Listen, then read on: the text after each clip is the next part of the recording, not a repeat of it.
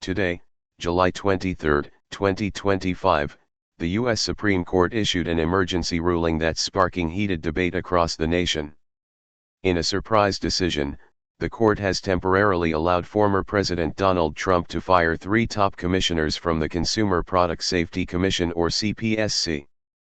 These commissioners, Mary Boyle, Alexander Hoehn-Saric, and Richard Trumka Jr. were appointed by President Joe Biden. Their terms were supposed to last until 2027. But just 2 months ago, Trump sent a formal request to remove all 3, claiming they no longer aligned with his vision for executive leadership.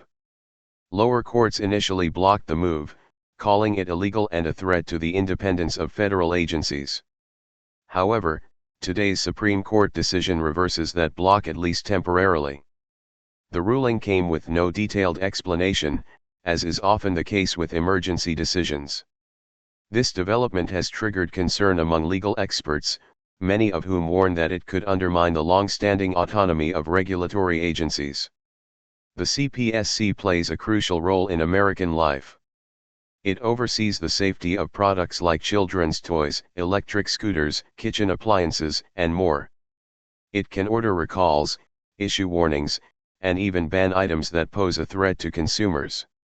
With these 3 key commissioners suddenly out, several ongoing safety regulations and enforcement actions may now be paused, rewritten, or abandoned entirely depending on who replaces them. Supporters of the decision argue that presidents should have more power to shape the leadership of federal agencies. They say this ruling empowers Trump or any future president to build a more efficient and responsive government. Critics, however, fear a dangerous precedent. If presidents can remove agency leaders at will, even midterm, what stops them from politicizing independent watchdogs meant to serve the public, not any one administration?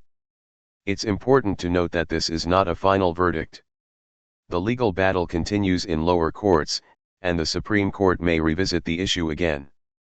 But for now, the decision is being seen as a significant legal win for Trump, as he ramps up his campaign for a return to the White House in 2024 to 2025.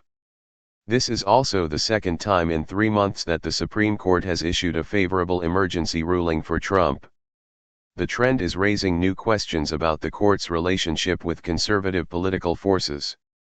As America enters a highly charged election season, today's ruling reminds us just how much power is at stake not only in Congress or the Oval Office, but also in the nation's highest court.